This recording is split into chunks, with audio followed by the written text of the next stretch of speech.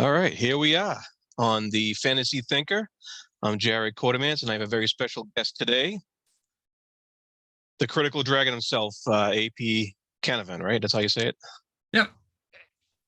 It Awesome. is it is so wonderful to be speaking to you in person. Although I'm missing the where you do your pose Oh, at the start, the thinking pose. here we go. Yeah. Yeah, I got to, I'll have to work on that for the next time. But yeah, no, it's a pleasure to have you here. And I wanted to talk D&D today. Um, I know that was a specialty of yours in researching fantasy in the past, right? Yeah, for my sins, yes, that was a major component of my PhD research was the impact of role-playing games on the construction of the genre. So you talk about like the mega text or the meta text of a genre, the different ways of explaining that, and how D&D and all of its derivatives, all of its copycats, and then the computer game variants, because obviously Yeah. with D&D, it wasn't just the tabletop game. It was this entire approach to ludic narrative, ludic game narrative, obviously story and plot, but the combination of the two and how they interwove. And that was perfect for a lot of early computer games. And then that just blossomed, and we had massively multiplayer online role playing games, And often using. specifically, define ludic narrative as compared to other types of narratives. Okay, ludic is game. That you've heard of the game Ludo. Oh, That's what it okay, means. yeah. It just means game. So Mhm. ludic refers to a game. So if you're talking about the game elements, it would be the ludic elements. If you're Right. talking about the Okay. story or plot elements, those would be the narrative elements. So when you think of D&D, and like you know D&D inside out, Hmm. and you have the whole story that you're crafting for your players, and then they go, right, now roll for initiative. Right? That's not a narrative aspect. That is a mechanical Mechanical aspect aspect. Yep. of part of the game rules. So there's a ludic aspect. How characters can interact. You can interact according to the ludic rules, where you sort of go, well, I want to see if I've convinced them. Or you could role play it where you actively try in character to convince someone. So Hmm. ludic is a way of looking at the game elements. So with a ludic narrative, and of course, terms get coined and disputed by other people. Some people Yeah. refer to ludic narratives as narratives that contain games, but we could also use the term ludic narrative to describe games that are stories or stories that are games. So ludic narrative Right. fits very, very neatly for what D&D is, both a game and a narrative experience. Of course. And you can have some players who veer towards the more role playing aspects, but you always have the backup of the mechanical stuff for players who are not so that that engage or that doesn't suit their idiom. And then you have those players who are rules lawyers or Oh yeah. Oh yeah. are all about min maxing within the rules, bending everything to within an Yes. inch of its life to maximize their outcome and their gain. Yeah, nothing more fun than subverting that on my end. uh, but as far as the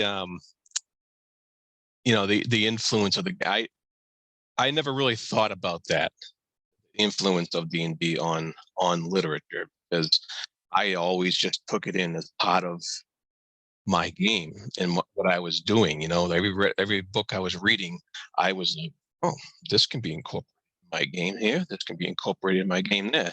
And I never really thought about the influence going the other way until much later in life, Mm-hmm. when people like Erickson started putting out his stuff, and I heard about how that all originated. Um, and it makes me wonder what other authors or what other uh, series do you think have been influenced in the same way that I know that Malazan was influenced. Well, you can distinguish between entire narratives that are based in a game world. So like you have all of the Forgotten Right. Realms. So R.A. Salvatore, Douglas Niles, like Christy Golden. I can't remember. There was a combination of authors. Troy Denning might have been one of them, but they published under Richard Ollinson for I think it was the Avatar trilogy about the time of troubles in Yeah. Yeah. Faerun when the gods all got cast out. Yeah. Like, you had all of the Forgotten Realms books. They are Yeah. set in a game world. Yep. You had Dragonlance, Margaret Weiss and Tracy Hickman, again set in a game world, and they were put together to develop this new sort of world and module and rule set for D&D. The Quag Keep, the very first D&D book, was by Andre Norton, Quag Keep, and it was about players from our world who got transported into, I think it was Greyhawk, and they had Total these fantasy. and they had little polyhedral dice that were attached to them that when they were trying to do things, sometimes the dice would move. And if it was a 1, they had a critical failure in what they were trying to do.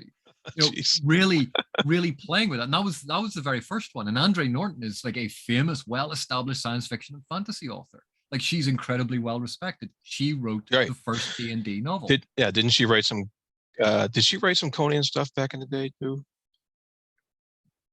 I honestly can't remember off the top of my head, but it's more than likely. Like, and so you have all of these books that were published in D&D based worlds. These big franchise novels in a shared world. Yep, a whole lot. But you also then had Raymond D. Feist writing Magician and Silverthorn and A Darkness at Sethanon. Right. All inspired by and based on a homebrew D&D campaign. Now, it's not to say that he simply wrote up the D&D campaign. He took elements of the setting, story elements, and blended them in, and then created a novel out of them, much like Erickson and Esselmont with a lot of their Malazan stuff.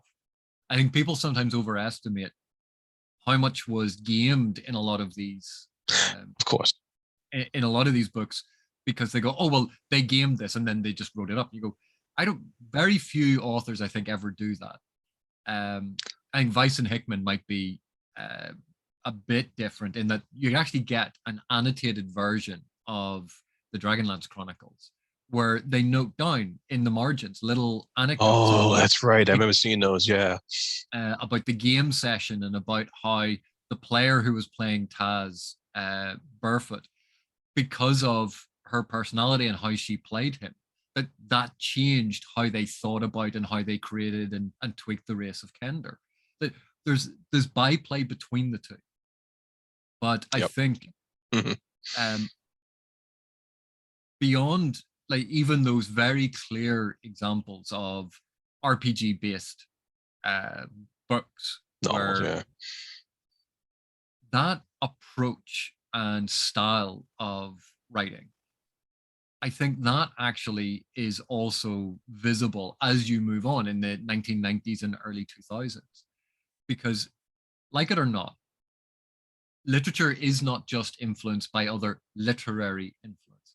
So yeah, we talk about Tolkien being this major influence. And in a lot of ways he was, but remember that a lot of the early fantasy authors who read Tolkien had also read those authors who inspired Tolkien. Correct. How much of it was just Tolkien, or that was the easy one to point to because things had coalesced around it? Right. Because when we talk about D&D, Jack Vance heavily influenced D&D. Poul Anderson heavily influenced D&D.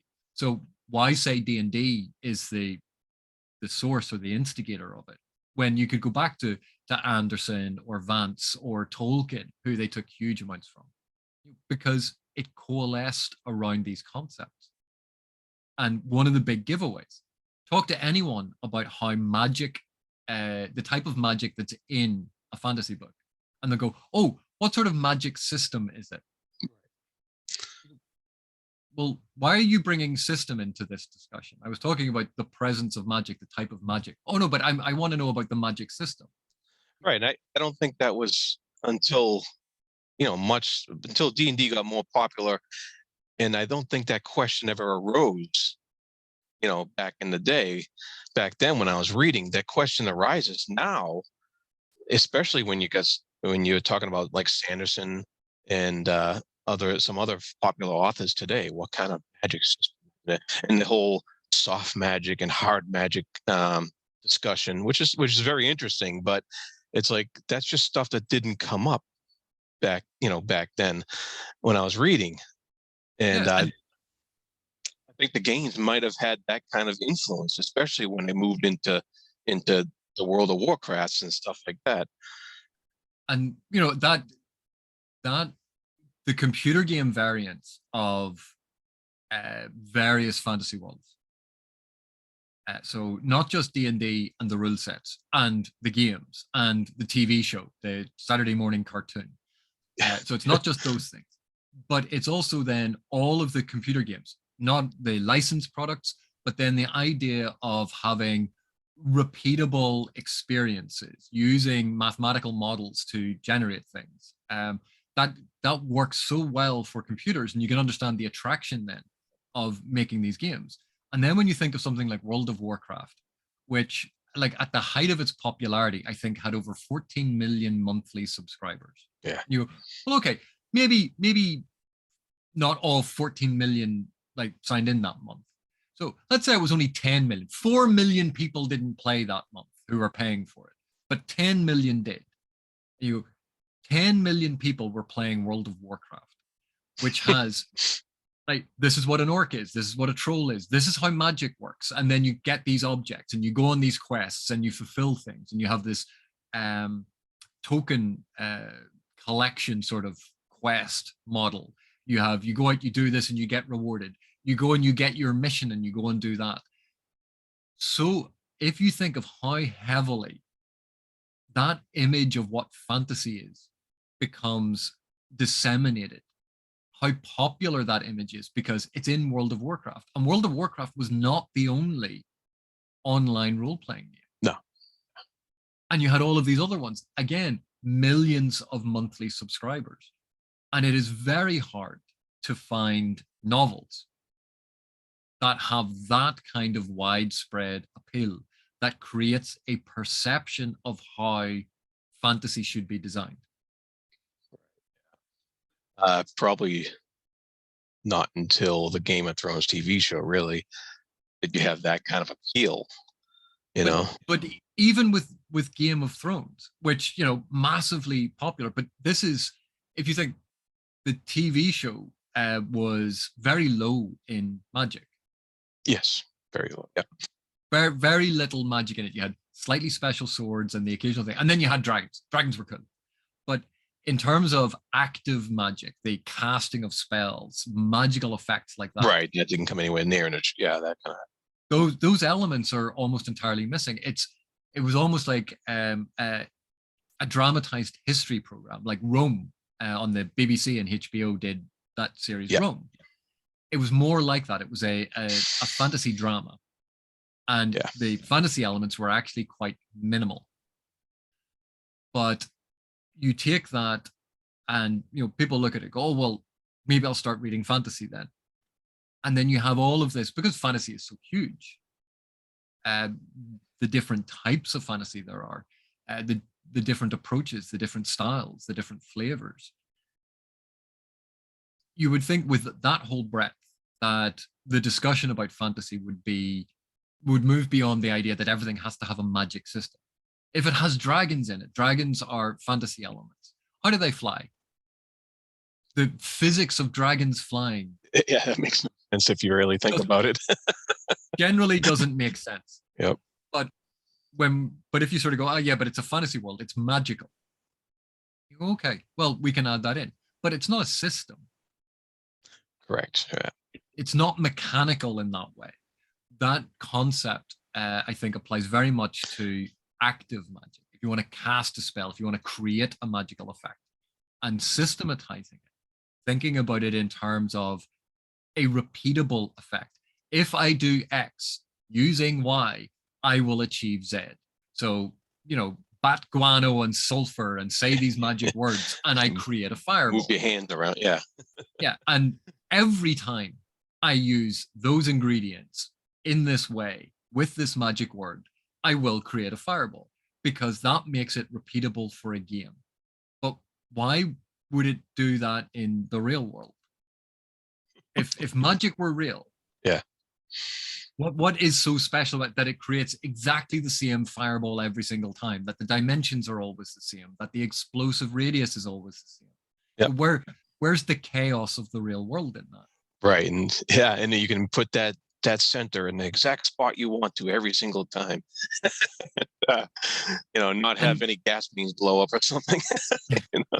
that's that's something that was so necessary for a game to make the results predictable. And that sometimes is required in a game. And then obviously, like, the game uses like an element of random number generation, Yes. usually to give you variance. Otherwise it's just, I'll do X, Y, and Z, and that's your set thing every single time, and it always works. But it's so curious that when we think about the sort of the magic in fantasy, and we try to apply it and map it into the real world, when clearly it's not. Mhm. And if it was in the real world, there would be so many exceptions to the rule, the same way there is for everything. You go, here are all of the rules, Yeah. and you go, yeah, but it's more complicated than that. Yeah, well, that's sort of the beginner rule set, and then in this situation, it actually creates an entirely different effect. Think of Yep. best example for this is gravity. Gravity is really straightforward, because when you're a kid and you're studying physics for the very first time, and they go, gravity's a constant, and then when you actually have to work things out, they go, you know what? Gravity, it's a constant, and not, it's just 10. You multiply things by 10. That's what gravity is. Then you get slightly further on. They go, well, actually, gravity's 9.8. 10 was a round number for it. Gravity's 9.8. And then if you study it a wee bit further, they go, well, technically, gravity's actually a bit more complicated than that. So just use Yeah. the letter G. That's funny, because I have a couple engineers in my gaming group, and they're always arguing physics about how this would work and how that would work. Eventually, you just have to say, okay, it's magic. You gotta you gotta leave some leeway for the magic of it and the chaos of it, like you said, and it's funny how we try to twist our brains around to make the magic work within our own understanding of physics and Yeah. how our world works, and I just wonder how I also wonder how much of that kind of thinking goes into making the modern fantasy as well, and how much you can apply science enough to your story to make it make sense to the reader, but also leave that mystery and chaos in place, and I think that's kind of a balance there. Yeah, you can almost describe it as a tension, because while, like, let's say you're an author and you're writing a text and you go, I'm going to have magic in it. How much do I need to explain to the reader? Well, what are you doing with the magic? How is it being used? How is it being integrated into your world? Let's say you've answered all of those questions. You go, Yeah. but I want to explain some of it to the reader. It's not only what is necessary to explain for the narrative, but it's the amount that is necessary for your imagined reader, because you're writing it for them. And so you go, well, what are my reader expectations? Now, if you were writing that book 40 years ago in the mid 1980s, D&D was not as popular. The idea of a magic system wasn't popular.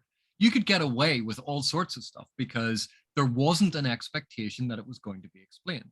Fast forward to today, the genre readership has changed. There's an expectation. Well, if you're going to use magic, you better explain your system.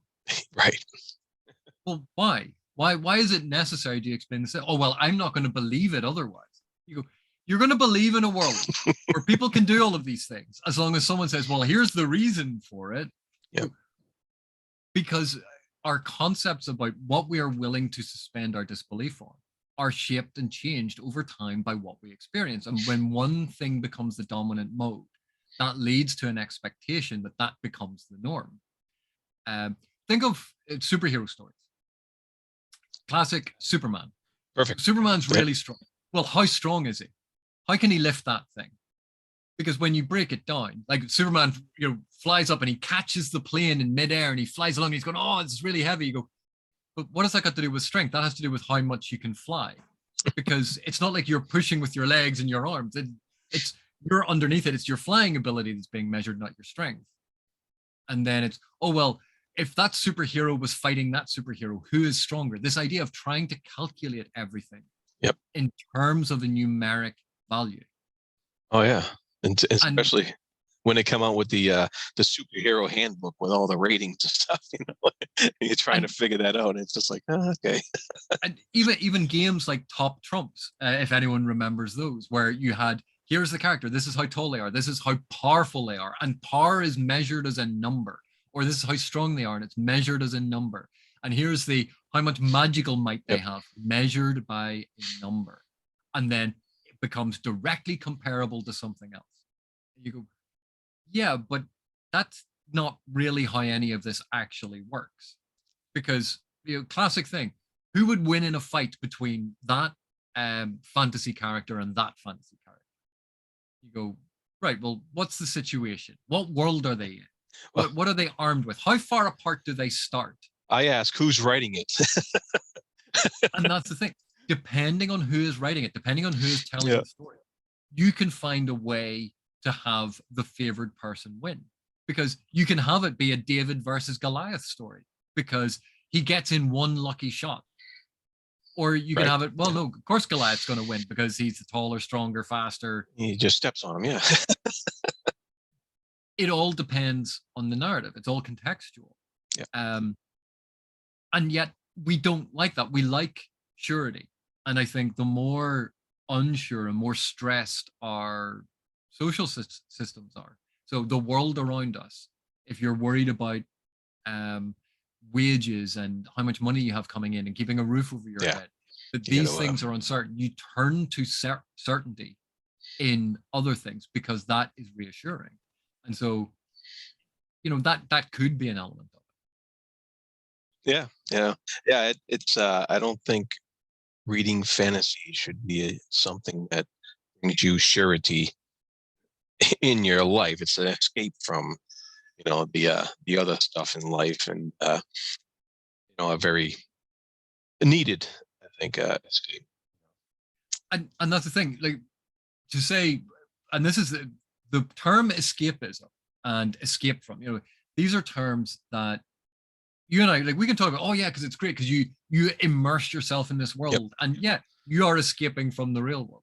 But as soon as you use terms like escapism, they are loaded. They become Oh yeah, negative yeah. and pejorative. Oh, it's just escapism. No, yeah, that's definitely not what I meant. That, but it's yeah, it's much more than that. Yeah. And the thing is, like I said, the variety and breadth within the genre, what we can find, you can find books that are entirely surface level, they are fun romps, and they are brilliantly executed, and that's what they aim to do, that's what they are, and that Yeah. is fantastic. Yep. But in the same genre, you can have deeply introspective books, you can have very poignant books, you can have every uh, type of fantasy, every type of story under the sun within the genre. The genre is big enough to encompass that. That's right. And when people say, oh, it must be this thing, you go, why try to limit what the genre is and say it must be this thing? This is the only thing that you are allowed to do. This is the only thing Exactly. that you Yeah. should read. And that comes up too with actual gaming, is people try to limit what it is that we're doing. Oh, it's just a game, or it's just a little social gathering or whatever. And it can be just so much more than that. You can get a lot of aesthetic value out of what you and your group are creating and doing. And so I think that goes beyond, like you said, limiting it to one single thing. So that's a good point. And even like when I was initially researching stuff for the PhD, a lot of the research in gaming was actually done by psychologists and sociologists who wanted to understand group dynamics and role play dynamics Yeah. from those perspectives. They weren't looking really at it as much from the narrative perspective or those Right. sorts of things. Yep. And so a lot of the foundational texts that I was looking at, we would describe as cross-disciplinary or interdisciplinary, that I was drawing from these other sources outside of, my research in literature. But when we think of all of these group activities, people who watch sports and they go, my team, Do you own it? Or they say, oh, we played really well tonight. I'm sorry, I didn't see you on the pitch. But this Yep. is how we talk about those things that we are invested in, where we are fans of something, and we claim a level of ownership. And Yeah. there's a fine line between that, being involved in and enjoying and wanting to celebrate the things that we love, and claiming that it is ours, because it isn't ours. It is shared with everyone. Everyone who wants to partake of it, everyone who wants to enjoy it. It isn't owned by us. And sometimes I think we step a little too far toward that sense of ownership. Because who owns the Malazan books, the Malazan world, the Malazan characters? And you go, well, the people who created them. That's who owns them. It's theirs. But that's not how that character would act. It's like, the author that created the character, the person that played the character in the game, the person that wrote all of these books, they think it is perfectly in line with how that character would act. Oh, but no, I've read the books, and that's not how that character would act. The author is wrong. The person who designed the character is wrong. The person who inhabited and gamed the character is wrong. It's my interpretation of this character is the only right one. You don't think that sounds a little strange? No. Oh, jeez. And the thing is, authors know that they write stories for us to enjoy. That once they write the book, it's out there, and people have their interpretations. People are free to have their interpretations. That's just what it is, though, is interpretation. Yeah, and the thing is, authors frequently say that once you publish the book, it belongs to the readers. And you go, no, and this is the thing, they mean it in the sense that readers now get to decide about it. But readers don't own it. Fans don't own the thing.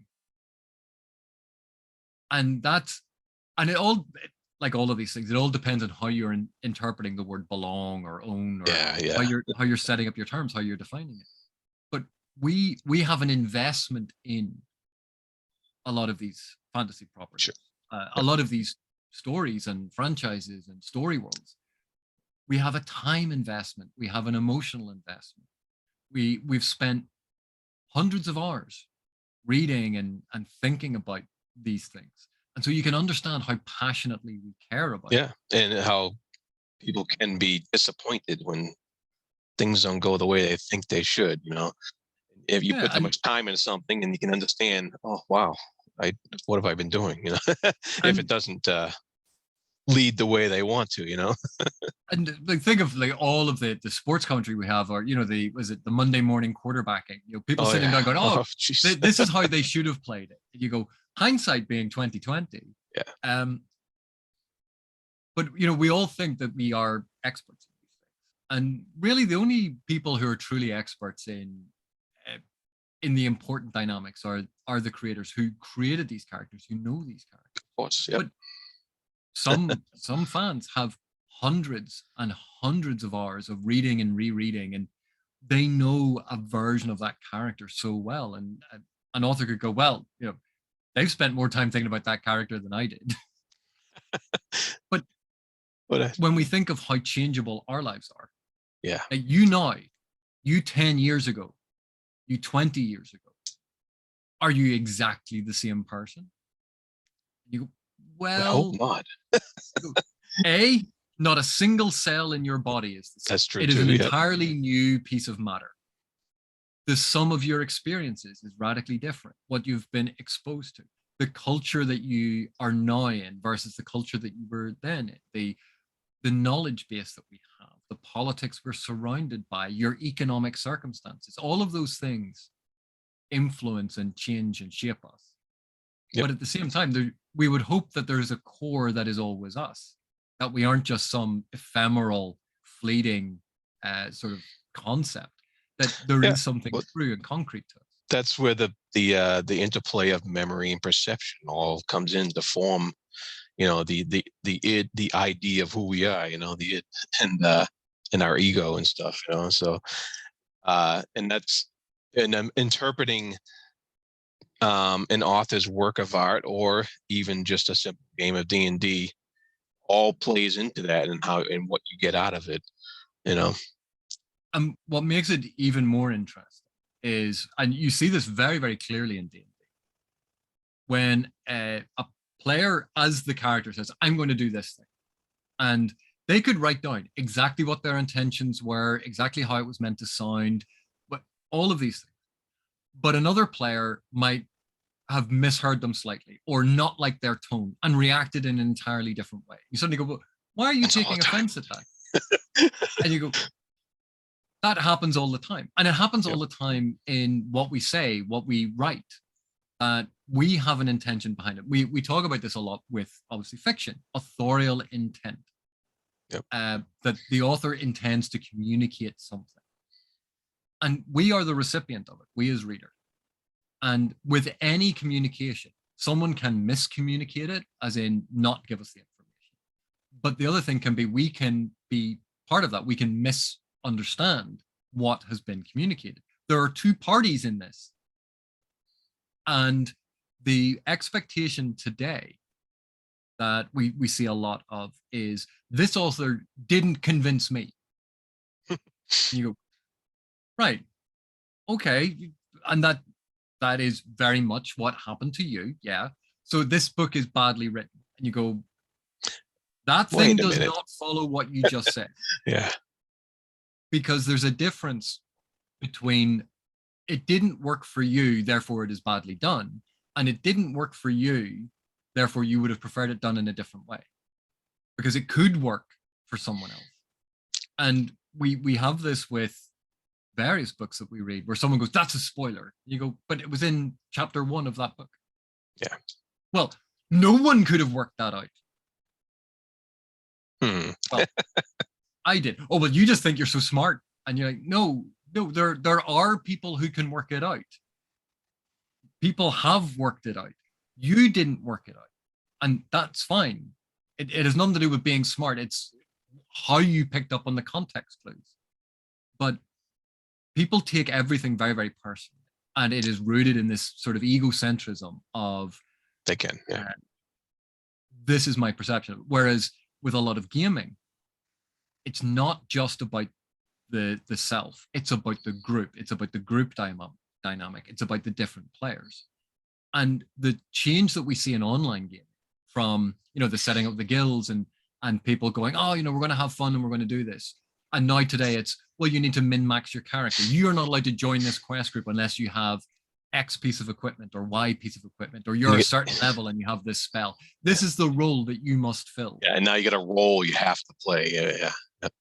And it's much more about the goal, maximizing the return on the investment, rather than the experience of it and the group and having fun. That now it's become fixated on the outcome, right, and the most economical way to achieve the outcome. And where tabletop gaming, still a lot of it encourages that group mentality. Yeah. Of, you know, oh, this piece of loot, well, I'm not going to care. Like, what am I going to do with a wand? I'm a barbarian warrior. I don't need a wand. I'm not going to use a, let the wizard have it. That's one of the more fascinating things that still endears me to tabletop role playing with other people. I mean, we do it online now, but we're still talking and interacting. But that endears me more to that method of gaming rather than the computer stuff, because so much of the computer stuff, like you said, is based upon, getting that goal, getting that treasure. Whereas tabletop stuff, you still have that interaction, and you still have that unknown quantity that can come out of a player's sudden dialogue, or really bad decision. Oh, yes.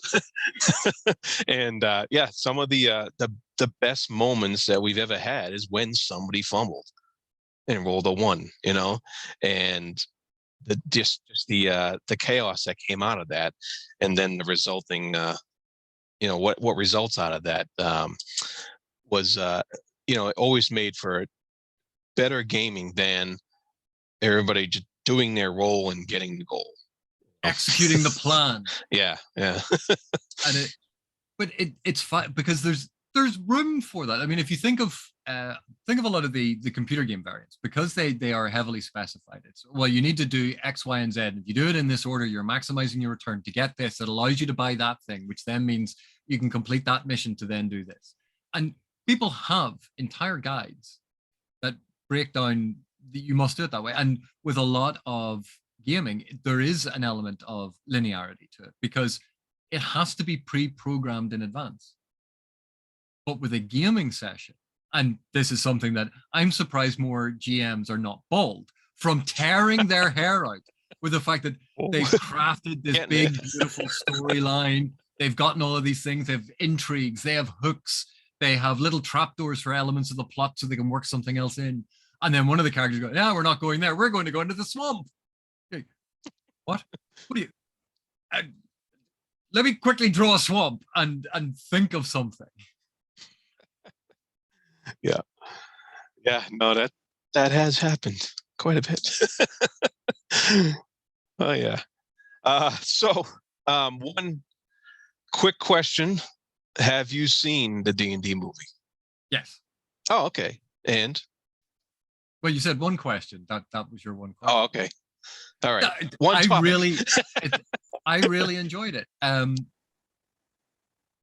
Weirdly enough, like a lot of people know this about Gardens of the Moon, that it originally started as a screenplay co-written by N.C. Esselmont and Stephen Erickson. Yep. And part of that screenplay was based on part of a campaign that Esselmont was the GM for, and Erickson was the player who played a number of different characters.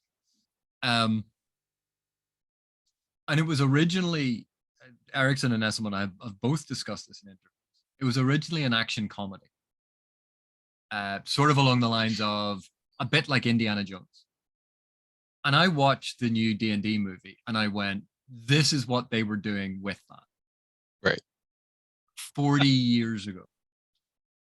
That's when they were trying to do what just came out now 40 years ago. And it was one of the reasons why I think the screenplay never really got made, was you didn't have the technology to bring a lot of that to life on the screen. And when you look at the D&D movie, it's live action where everyone swears that you can only do fantasy in animation, but it's live action and it does it. Not but anymore, it does it with a lot of CGI effects. Yeah. It does comedy and action, which we've seen with Guardians of the Galaxy, the D&D movie that just came out, the Marvels movie that's been announced. Again, trying to do action comedy again. And it's not that that's a new thing. Like you had all of those buddy cop movies that were action comedy. The Lethal Weapon and what have you. Yeah. And so I looked at it. I had a lot of fun. There were so many little D&D references. Oh yeah, there's a lot of Easter eggs, I guess you call them, and nuggets and stuff like that. There was a lot of fun. I had a lot of fun watching the movie. I was based upon the disappointment of previous attempts at this was just sit back and relax and have fun with it. And there were a couple of instances of Cave of Incredible Coincidence type thing, but overall it was just a blast. It was a fun movie to watch, and all the in jokes about that I've witnessed over the gaming table over the last 40 years of my life. It came across on the screen, which I don't think would have been that easy to do. What was a lot of fun about it was like, if you think back to the first big D&D movie that happened, when was that? Was it the early 90s or late 90s? 90s, late 90s maybe, with I don't remember exactly when it came out, but it had famous actor Jeremy Irons was in it. Yeah, Jeremy Irons was in it as the bad guy, and like a scene chewing villain. And you go, yeah, but there were scene chewing characters in this. Why did it work in this one? You go, because the tone was so different. It was having fun, whereas the earlier one was trying to be very, very serious with material that you're going, right? Like, and really? And so with what I think they did well with this was they they realized that like a lot of the stuff in it is a wee bit silly, but Yep. they treated it with affection, Yes. and they weren't making fun of that. They weren't making it seem ridiculous. They were having fun within the world. So they treated the world as real, but the story, how it was told, was going, yeah, like this is meant to be fun. It's meant to be lighthearted, and we're trying to have fun with it. Whereas the earlier one was trying to be very portentous about things when so much of it was just ludicrous. Yeah. Um, Yeah. The actors in the earlier one, they didn't smile at themselves, and it was it had Jeremy Irons delivering horrible lines, and it just didn't work. but even then, like those, sometimes people talk about like really bad movie lines, and you go, like one of the ones that I always remember is in the first X-Men movie, and Storm says something along the lines of, "Do you know what happens when a toad is Yeah, hit by lightning?" I And cringed. you go, "Okay, so you're setting it up for a joke," and then it's the same thing that happens to everything else, and you just go, that's a really, the line falls flat. Now, is it because it's a bad line? Is it because of a bad delivery? Or is it because the director went, that's how I want you to deliver it? That it was meant Yep. to subvert the expectation about it. But something about it was off.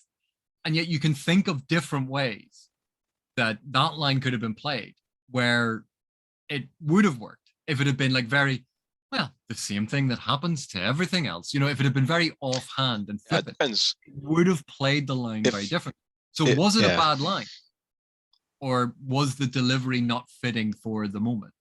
Well, I think And if you would have seen that line in a thought bubble in a comic, it wouldn't have been as bad.